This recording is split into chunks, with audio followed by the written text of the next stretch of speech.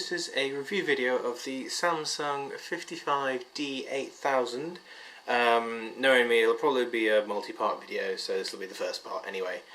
I got the TV about a week ago, and I thought I'd just tell you what it can do and my impressions of it. First of all, the design is just remarkable.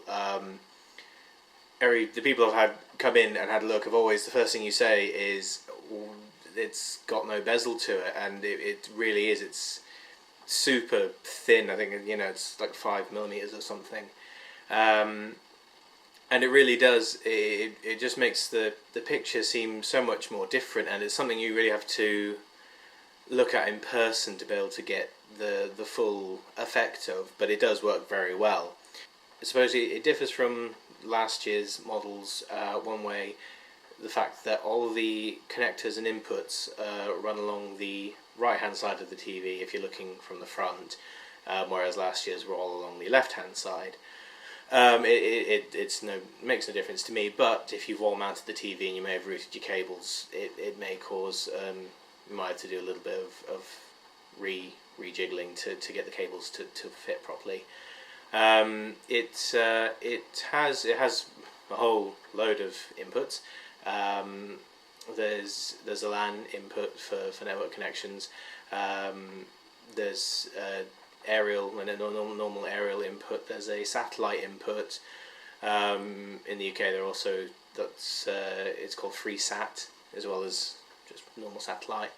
Run along as a PC input, and then there are a couple of split-off connectors which come in the box for two additional SCART sockets and the component input. Because the TV is so thin, I don't think you can actually fit them in, so they come on basically these leads that sort of dangle off and you plug them in. I've not used any of them because I've got no need for any inputs like that, so it makes it easy for me.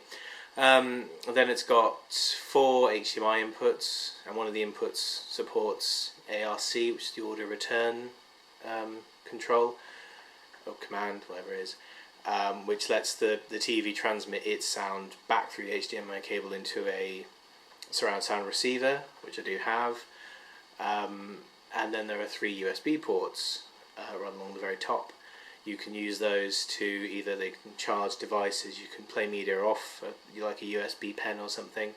You can also connect a hard drive, which will enable you to actually use the TV as a PVR for Freeview, or whatever you have on there. I've used one of the USB ports to connect the optional camera that you can buy off Samsung, which I'll get to in a second. The TV is 3D capable. It comes with one pair of 3D glasses in the box, which run off one of those small coin batteries. They're actually quite nice to wear, and they're not, I don't find them terribly uncomfortable, unlike some of the other 3D glasses I have worn from other manufacturers. And they also, instead of using the infrared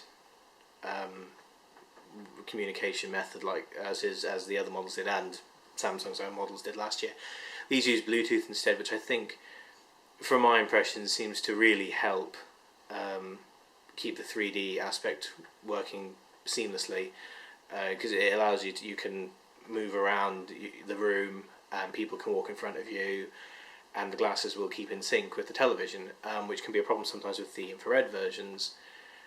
You can buy more pairs of the same model that came with the television. I could see them online for roughly £35. I also have bought the rechargeable versions of the glasses. They look slightly different in design, but they fit very well as well. I find they do fit slightly. They're slightly more comfortable. Not that the other ones are terribly uncomfortable in the first place, but they are slightly more comfortable. I also purchased the wireless charger to charge them with, so it's a lot more convenient for me.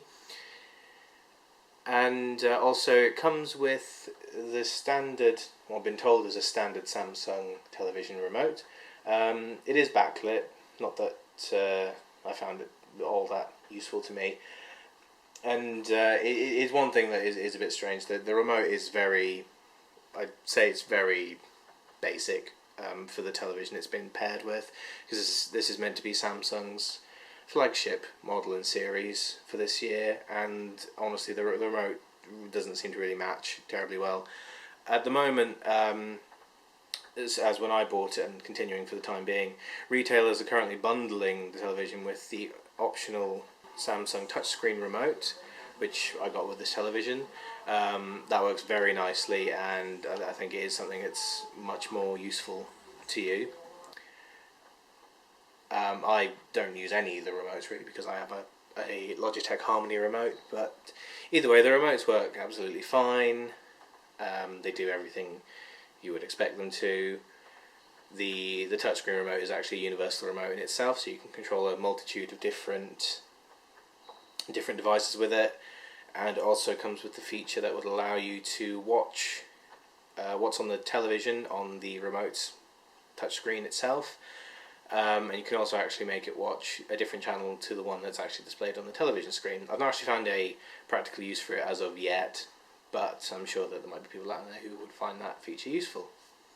Okay, on to the, I guess the main thing, picture quality. Compared to the 5-year-old Sony television that this one replaced, the picture quality is so much better, even the fact that the screen is larger. The colours are they're very vivid, and it's everything's very bright, and even watching standard definition programming, it still fares rather well considering the screen size. For the most part, I watch HD programming, and that looks absolutely flawless on this screen. There's not much I can say about the picture quality. It's something you really, again, have to judge for yourself. But the lack of the bezel really, it has a very big impact on the way the picture looks when you're watching it. This is one of my own videos. I'm currently watching it through the Vimeo app, which is part of the Smart Hub, which I probably should move on to next, as it's the other big feature of this series of televisions. There is a button on the remote, just says it's labelled Smart Hub. You press that one, and it'll bring up the Smart Hub. And like you say, it keeps a small picture preview of what you're currently watching, and then you can just navigate with the remote. Say there's a whole load of different apps you can get. There are a lot of apps on the Samsung App Store. A lot of them I honestly don't have that much use for. Some people may. I've downloaded the ones that I find of use. The television itself puts the apps in the recommended section, which for the most part are about correct. That one I've never used, but you can stream your love films. There's iPlayer on here. There's Skype, which works with the optional Samsung camera. There is Social TV, which I'll come to in just a second. There's an Explore 3D app, which is very good for when you first get the television to actually watch some 3D content. There's a whole load of different stuff on there that you can watch for free. And then underneath the recommended section is basically everything else. This area is customizable by you.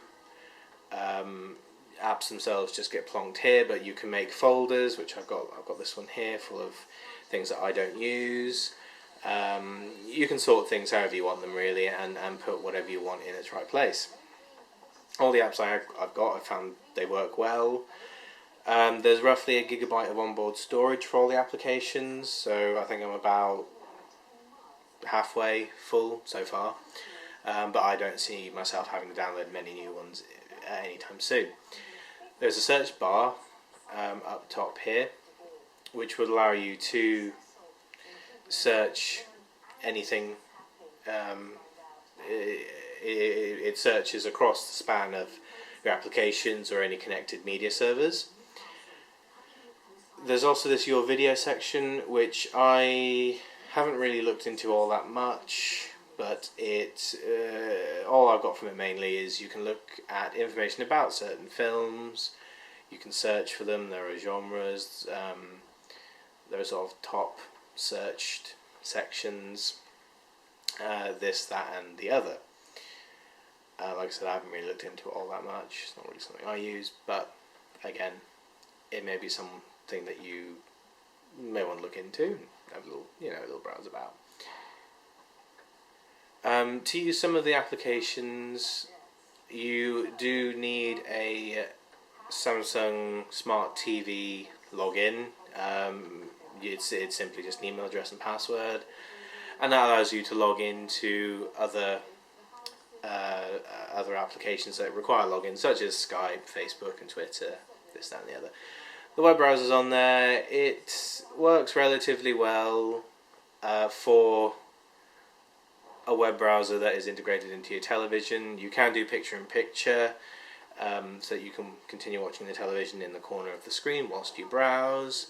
It does have Flash working on it as well. And like I say, it works relatively well for a browser that is inside your television. I honestly haven't used it that much, mainly because I have other devices that can access the internet, like iPhones, iPads, this, that, and the other. But it does work if you require a web browser.